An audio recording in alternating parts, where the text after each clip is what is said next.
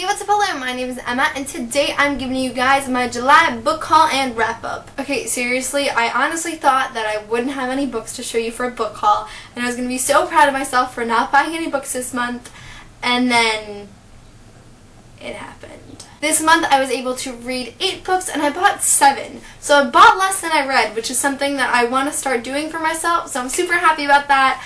But we're going to start with the book haul. So the first 2 books in my book haul are books that I did in an unboxing, and if you'd like to watch that unboxing, you can click the link below where I also opened my new Kindle Fire, which I'm super excited about.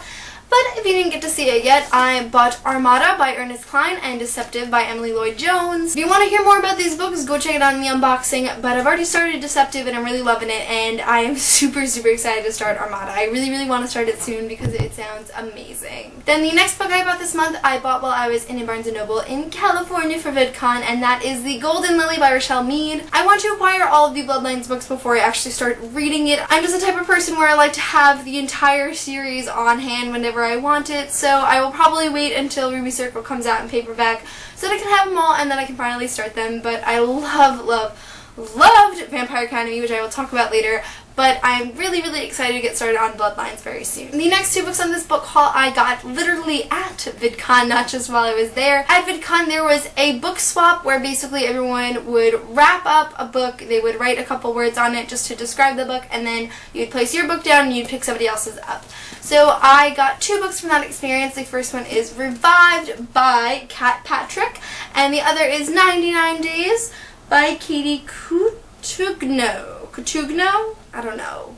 That rhymed. So Revived is about this drug called Revive, and basically once you take it, every single time you die, you're brought back to life again. So they're kind of experimenting with the whole concept of life versus death and stuff.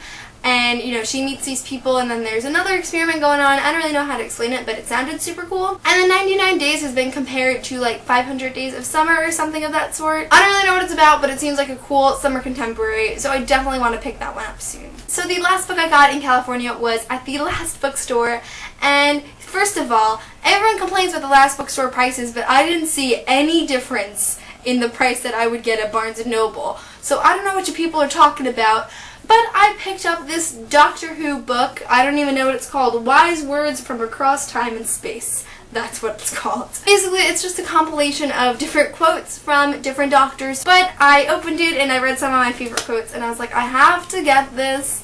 And the cover looks super cool because it's all Gallifreyan and it's shiny, and I'm really liking it. I know I'm going to have a great time reading this book just because I love Doctor Who so much, and I've never watched Classic Who, so I think I'm going to start getting like an idea of the classic Doctors, and maybe I'll eventually watch it. But I'm super glad I picked this one up because when I went to the Last Bookstore, I didn't really want to get anything that I was going to get at a normal bookstore or on Amazon because there was really no point.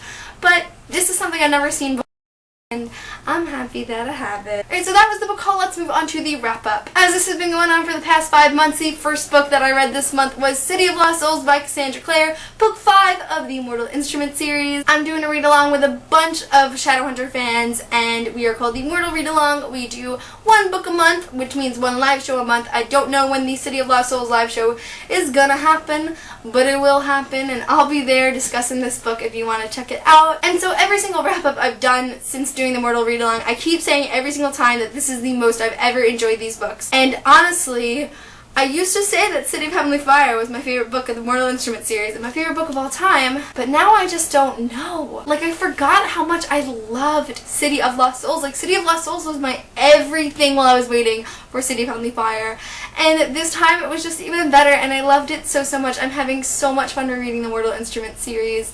And if you haven't read City of Heavenly Fire yet, or if you want to reread it, you should definitely join us this month while we conclude the Mortal Read-Along. But I love the Mortal Instruments, and that's no news to you.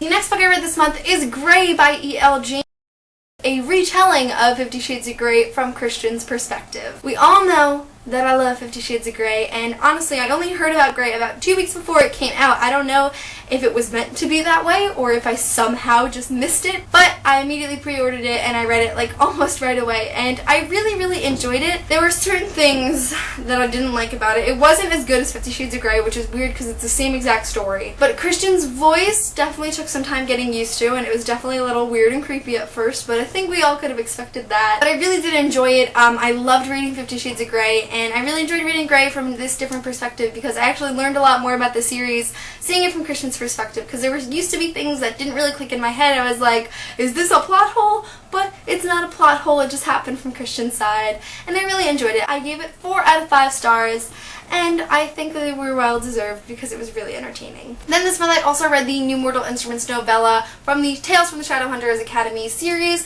which was Pale Knights and Princes, Pale Kings and Princes, Pale Princes and something or other. I don't know the name of it. I'm really failing at this book haul and wrap up. But I know I said last month's was my favorite, but this one might be my favorite. It was so good, and I can never go into spoilers about them because I'll spoil the rest of the Mortal Instruments series for anyone who hasn't read it. But I really loved this one. I mean, it gave me all the feels, and it was super cute and dorky and exactly what Tales from the Shadowhunter Academy should be. And I just really enjoyed it. It is probably my favorite so far. And we'll see if anything can beat it, because previously I wasn't that impressed with the Tales from the Shadowhunter Academy novellas, but this one I really loved. Alright, and then the final stack of 5 books that I read this month were the Vampire Academy series by Rochelle Mead. I love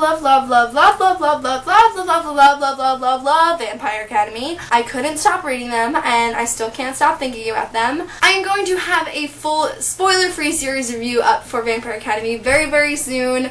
I just love these books so much. They all got 5 out of 5 stars, but I just cannot remember the last time a series created this many emotions within me and totally turned my life upside down, and I just love it so much, and I can't stop talking about how much I love it, but I love it. They're so good. Read the books. Read them all. Alright, so that's it for the haul and wrap up, but I have to do one more thing in this video that I keep forgetting to do. That thing is my TBR challenge for 2015. Last month I forgot to pull it out for you guys, and I didn't complete it, so I guess it doesn't matter.